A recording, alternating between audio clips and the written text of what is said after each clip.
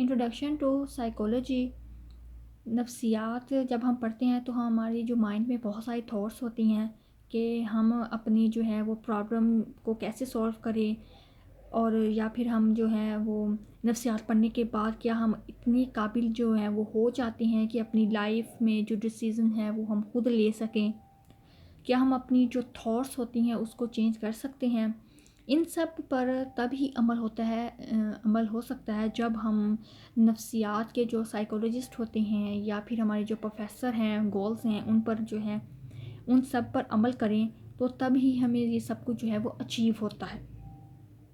نفسیات پڑھنے کے بعد جو ہے وہ ہم اپنی جو ہے ڈیلی روٹین کی جو ہے وہ زندگی پر بھی اسے اپلائی کر سکتے ہیں.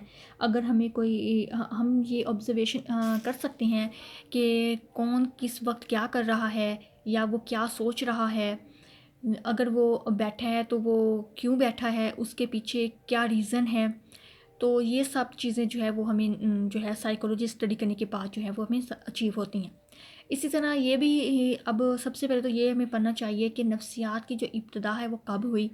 نفسیات کی ابتدا تب ہوئی جب حضرت آدم علیہ السلام اور حضرت اماں حوا اس دنیا میں تشریف لے کر آئے. اسی وقت جو ہے وہ سائیکولوجی کی ابتدا ہوئی. اسی طرح انگریزی زبان میں اسے سائیکولوجی کہا جاتا ہے.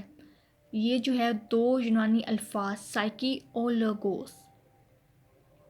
سائیکی کا مطلب دراصل روح، نفس، ذہن.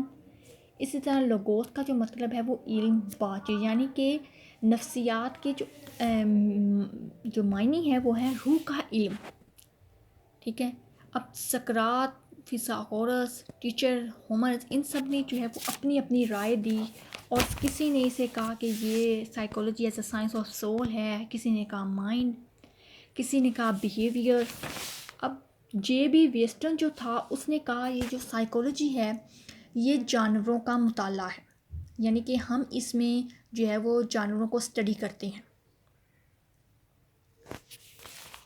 اسی طرح سقراط جو ہے اس کے نزدیک جو روح ہے وہ ایک غیر فانی شے ہے. ٹھیک ہے. اور اس نے جو ہے وہ نفس ذات کی اہمیت پر بہت زیادہ جو ہے وہ زور دیا.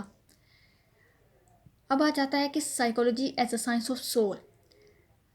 تو اس میں فیثاغورس تھے جنہوں نے کہا کہ روح جو ہے وہ جسم میں ایک جیل کی مائیت ہوتی ہے جس میں روح قید رہتی ہے اور مرنے کے بعد آزاد ہو جاتی ہے. کیا ایسا ہی ہے کہ مرنے کے بعد انسان کی باڈی سے جو ہے وہ روح آزاد ہو جاتی ہے؟ سقراط نے بھی جو ہے زیادہ تر اس نے یہ کہا تھا کہ جو مائنڈ اینڈ باڈی ہے ان کا آپس میں بہت گہرا ریلیشن شپ ہے، اور اس نے ان دونوں پہ آپس پر تعلق پر بحث بھی کی. اس نے کہا کہ جسم ایک فانی شے ہے جبکہ روح ایک لافانی اور ناپید چیز ہے. روح کو جسم پر برتری اس نے حاصل دی تھی. اس نے کہا تھا کہ جو روح ہے ہم اس کو نہ تو دیکھ سکتے ہیں، نہ چھو سکتے ہیں، اور نہ ہم صرف اس کو جو ہے وہ سائنسی بنیادوں پر پرکھ سکتے ہیں. اس کے بعد psychology as a science of mind آ جاتا ہے. تھیسس جو تھا اس نے کہا تھا کہ نفسیات جو ہے مائنڈ، اس نے مائنڈ کا نام دے دیا اس کو. اس نے کہا تھا کہ روح کی طرح یہ ایک غیر مادہ، غیر جو ہے وہ آبزرویشن کرنے والی چیز ہے. اس نے عام طور پر اس نے یہ بھی کہا کہ ذہن اور جو دماغ ہے یعنی کہ برین اینڈ مائنڈ میں کوئی فرق نہیں کیا. اس نے ان دونوں میں کوئی فرق نہیں کیا. ذہن اس کے نزدیک ایک غیر مادہ اور غیر مرئی شے تھی جسے دیکھنا چھو نہیں جا سکتا، اور نہ ہی کوئی یہ بتا سکتا تھا کہ یہ دماغ میں کس جگہ موجود ہوتی ہے، اور نہ ہی کوئی انسان کسی دوسرے انسان کے جو ہے وہ دماغ ذہن کو جو ہے وہ پڑھ سکتا ہے، اور نہ چھو سکتا ہے، نہ خود کا بھی نہیں کر سکتے اور نہ ہی وہ دوسرے کا کر سکتے ہیں.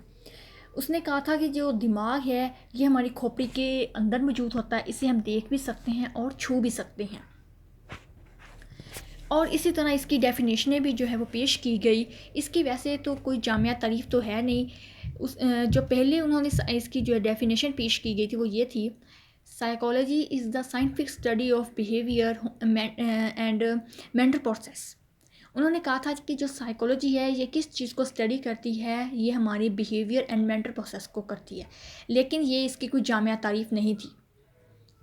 Psychology is the scientific study of behaviour and human animals, کہ جو سائیکولوجی ہے یہ انسانوں جانوروں کے مطالعے کا ہی نام ہے۔